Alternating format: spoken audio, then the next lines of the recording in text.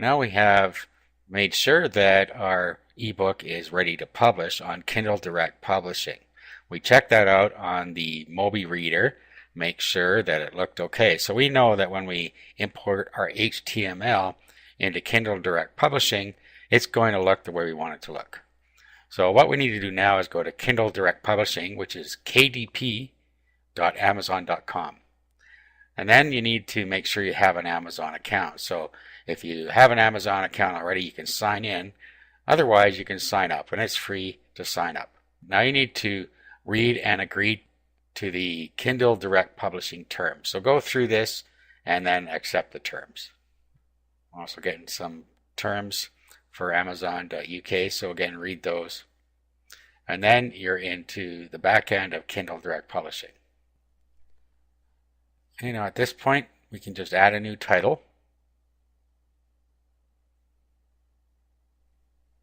Okay, then we enter our book details. So first of all, the title.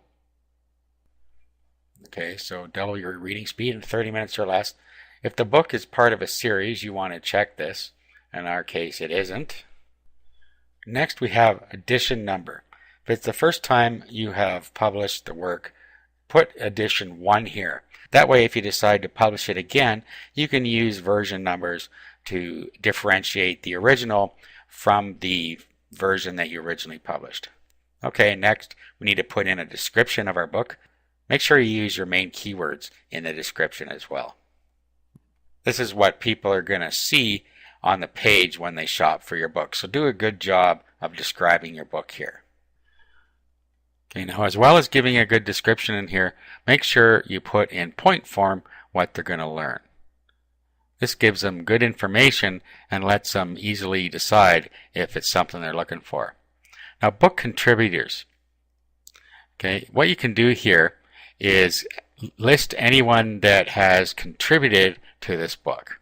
Okay, so of course yourself as the author, but you can also add other people's names in here and how they contributed to the book. For instance, if you had somebody write a foreword for you, you could put that in here. If you have illustrators, etc., you see all the different things you can have in here. So put in the proper credits here. Okay, next we need to select our language and the publication date. So whatever date you publish it on, we'll just pick the current date.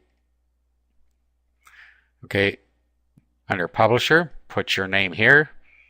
And then ISBN you're going to leave blank because you're going to get an ASIN number from Amazon.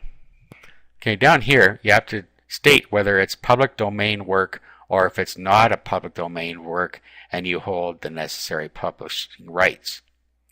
Okay, so if it is a public domain work, you're going to have to give details on that behind here.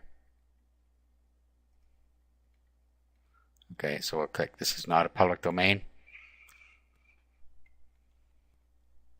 Okay, so here we have our categories and our keywords. This is very important, especially the keywords. First of all, we'll go and we'll add the categories, and then you just pick the proper category in here. Now remember when we were looking on Amazon earlier, you should have been taking note of where people were listing similar books, and then you could emulate the same thing here. Okay, so you check them over here and they appear over on the right hand side. Okay, so you're only allowed a maximum of 2, so get the 2 in there that you think are the best. You can always remove them. You can just check here and remove the category and put in a different one if you think you don't have it right. Okay, we'll save that. And then here are our keywords. So this is another very important part. This is how many people are going to find your book. So you need to get this right as well. You're allowed 7 different key phrases separated by commas. So you can do keyword research by looking at the keywords other people on Amazon are using. You can also use the Google keyword tool to figure out what people are looking for when they're doing general searches in Google for speed reading, or what in this case it's speed reading, or whatever your subject is. So let's go here and we'll go to the Google keyword tool.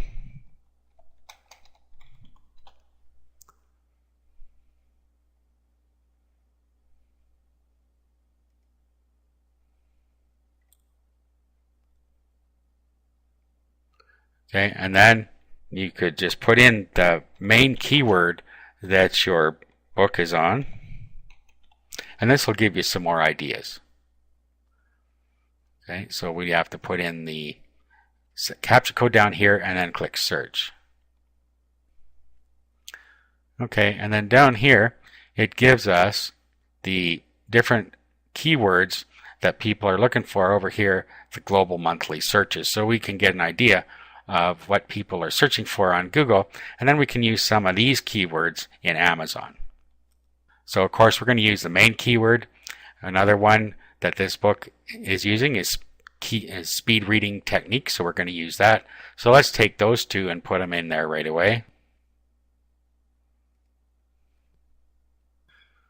Now you could also click on the global searches and get these in the order of the most number of searches to the least number of searches as well. Now by clicking this box up here, you can get a closer match than what we saw there. There were some other words in there. It was using synonyms. So this way we'll only get the speed reading words in here. And now we've got it sorted by most searches to least number of searches. So go through here and pick the keyword that best describe your book and the way you think people are going to find it. Okay, next we're going to upload our book cover that we already created. So we just browse for the image. Okay, now we've already seen how it has to look, the size it has to be and everything, and we've followed these rules already. So all we have to do now is go browse for it. Okay, so cover and upload the image. Now I broke my own rule with this cover. I just created a quick one for this course, but you need to follow the suggestions that I gave you before and use a compelling cover that has all the information on it and that is a nice looking cover, because people will get an impression of the book from the cover that you create.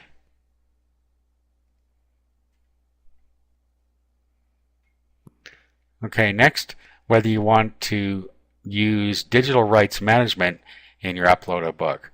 All that does is it keeps people from being able to share your book without them buying it.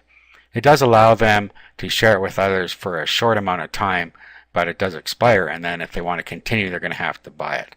So if you don't want to use this, you can set it to no, and then people will be able to freely distribute it amongst whoever they choose. Okay, so it's up to you how you want to do this. Next, you select your content file. Remember, we've already got our content file ready as we have tested it out using the Mobi Creator. Okay, so we find it here, and then we upload. Now we can move forward while it's still doing this. It'll continue to do it in the background. Okay, after we have reviewed the book and click Save and Continue, we now can pick our territories. It's going to be worldwide rights in most cases, unless you have a specific reason that you don't want it to be worldwide distribution. You should pick worldwide rights. Okay, let's roll down here. Now, this is where we can pick our royalties. We'll pick the 70% royalty, and then you must be between $2.99 and $9.99 to be able to get the 70% royalty. With the 35% royalty, you can be a higher price, between 99 cents and $200. Okay, so let's set our price. Now remember, the higher you set your price, the more money you're going to make. So set your price at $9.99 if you think it's worth that much. If you have a shorter book like I do here, I'm going to choose $5.99. Okay, set UK price automatically be based on the US price. You can leave that checked. Okay, and earlier we already selected the digital rights here. You'll see it's grayed out, allow lending. If you look over here on the right, it says that they can lend it, but for a maximum of 14 days. And won't be readable after that. Okay, at this point you can click this box stating that you have the right to publish this book, and then save and publish, or you can save for later if you want to continue with something or you want to change it at a later time. Okay, I'm not going to publish that right now because I'm not quite ready to do that. But when you go back to our bookshelf now, you see that your book is in here. I have this one in draft status, but when I publish it, it will be in published status and ready to be purchased by customers. In the next video, I'm just going to go over some strategies you can use to increase traffic to your book.